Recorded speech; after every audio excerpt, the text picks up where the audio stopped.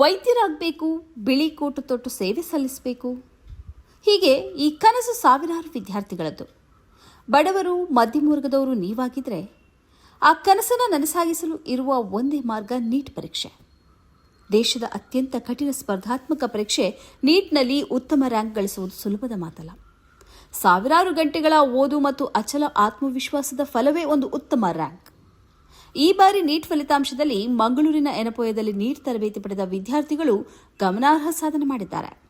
ಕಾಲೇಜಿನ 6 ವಿದ್ಯಾರ್ಥಿಗಳು ದೇಶದ ಮಟ್ಟದಲ್ಲಿ ರ್ಯಾಂಕ್ಗಳನ್ನು ಪಡೆದಿದ್ದಾರೆ. ನಮ್ಮಲ್ಲಿ ಕಲಿತ 6 ವಿದ್ಯಾರ್ಥಿಗಳು, 6 ಹುಡುಗಿಯರು ಒಳ್ಳೆ ಸಾಧನೆಯನ್ನು ಮಾಡಿದ್ದಾರೆ.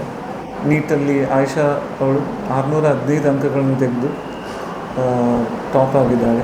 ಅದೇ ರೀತಿಯಲ್ಲಿ ಇನ್ನೂ 5 ಹುಡುಗಿಯರು, ಅಫ್ರಾ, ಅಜೀಮಾ, ತಸ್ನೀಮಾ, ಅಲೀಫಾ ಮತ್ತು ಶಲ್ವಾ, ಇವರು ಒಳ್ಳೆಯ ಅಂಕ ಗಳಿಸಿ ಅವರಿಗೆ ಮೆರಿಟಲ್ಲಿ ಮೆಡಿಕಲ್ ಸೀಟ್ ಸಿಗುವ ಸಂಭವವಿದೆ. ಇದು ಸಾಧ್ಯವಾದದ್ದು ಮಕ್ಕಳ ಒಂದು ಹಾರ್ಡ್ ವರ್ಕಿಂದ ಮಾತ್ರ ಅಲ್ಲ, ನಮ್ಮ ಟೀಚರ್ಸ್ಗಿಂದ ಕೂಡ. ನಮ್ಮ ಟೀಚರ್ಸ್ ಒಳ್ಳೆ ಎಫರ್ಟ್ ಹಾಕಿದ್ದಾರೆ. ನನ್ನ ಹೆಸರು ಆಯುಷಾ, ನಾನು ಬೀರಿಯಿಂದ ಬಂದಿರೋದು.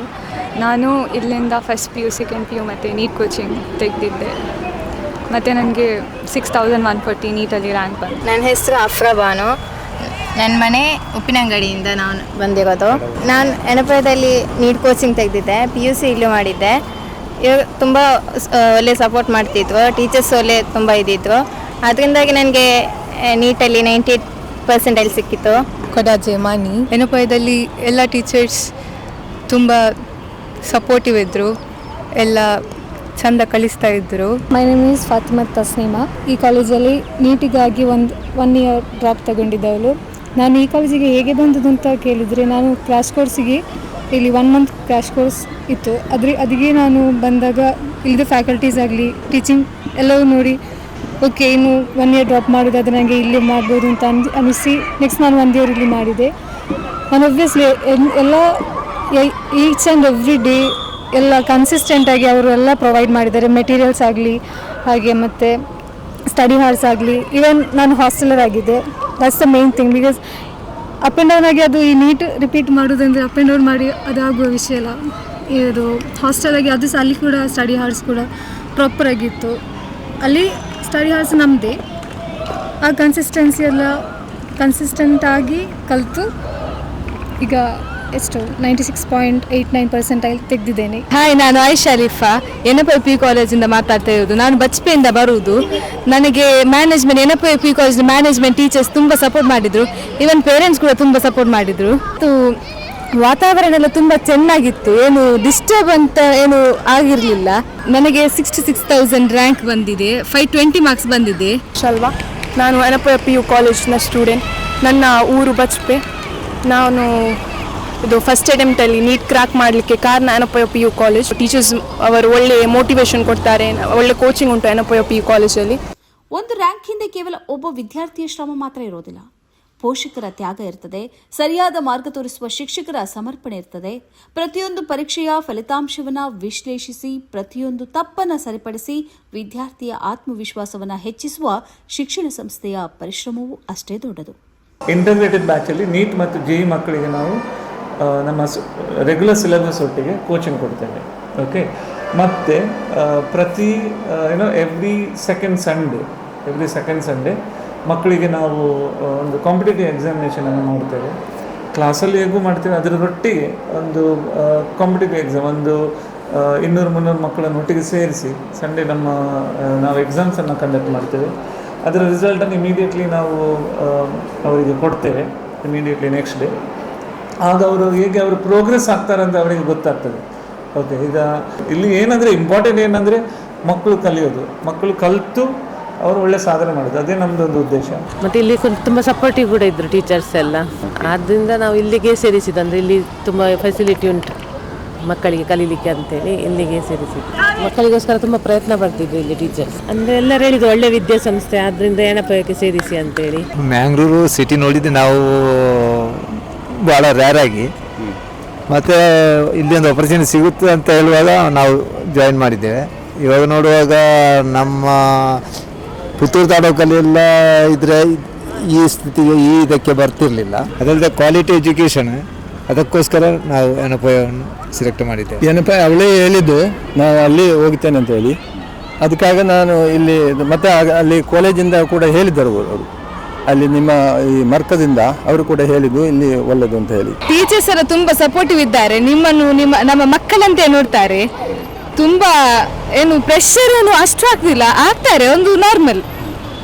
ನನಗೆ ತುಂಬಾ ಇಷ್ಟ ಆಗಿದೆ, ನಿಮಗೂ ಕೂಡ ಇಷ್ಟ ಆಗ್ಬಹುದು. ಒಳ್ಳೆ ಮೋಟಿವೇಶನ್ ಮಾಡ್ತಾರೆ ಟೀಚರ್ಸ್ ಯಾವಾಗ ನಮ್ಮ ಹೋಪ್ಸ್ ಲೂಸ್ ಆಗಲಿಕ್ಕೆ ಬಿಡುವುದಿಲ್ಲ ಅವರು.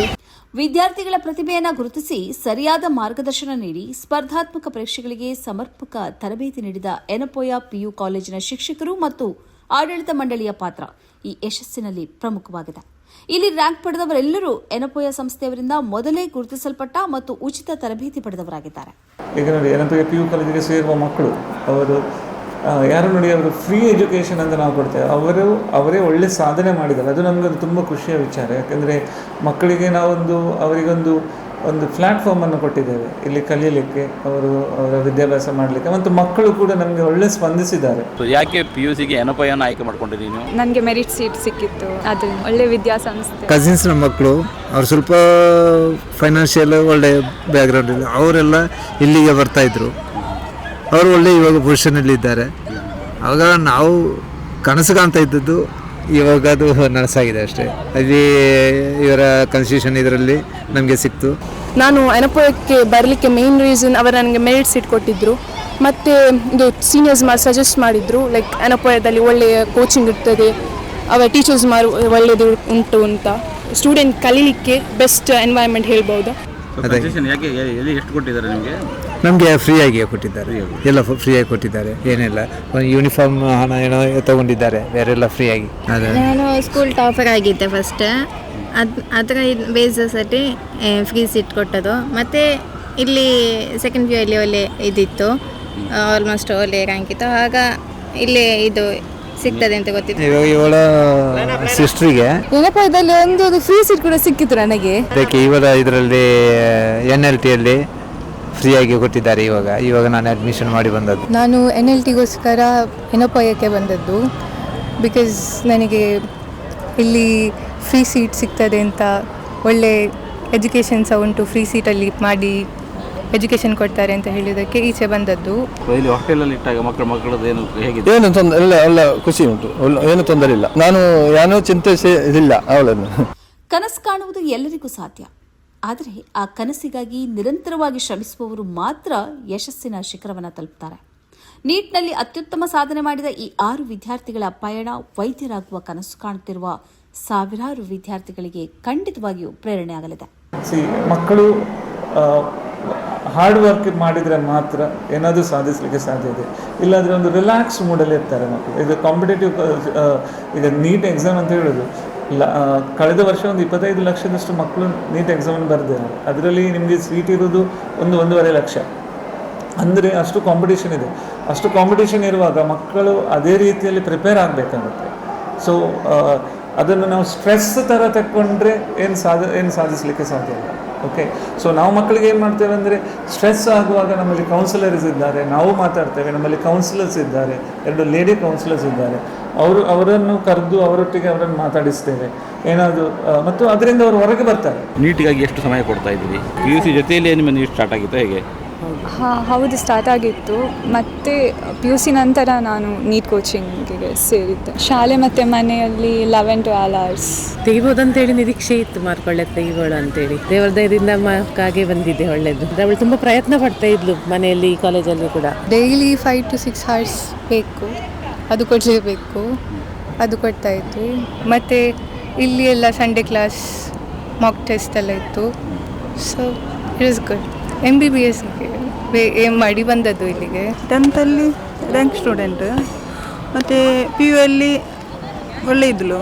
ಮತ್ತು ನೀಟ್ಗಾಗಿ ಅದೇ MBBS ಮಾಡಬೇಕಂತ ಫಸ್ಟಿಗೆ ಅದೇ ಇದರಲ್ಲಿ ಮುಂದುವರಿದದ್ದು.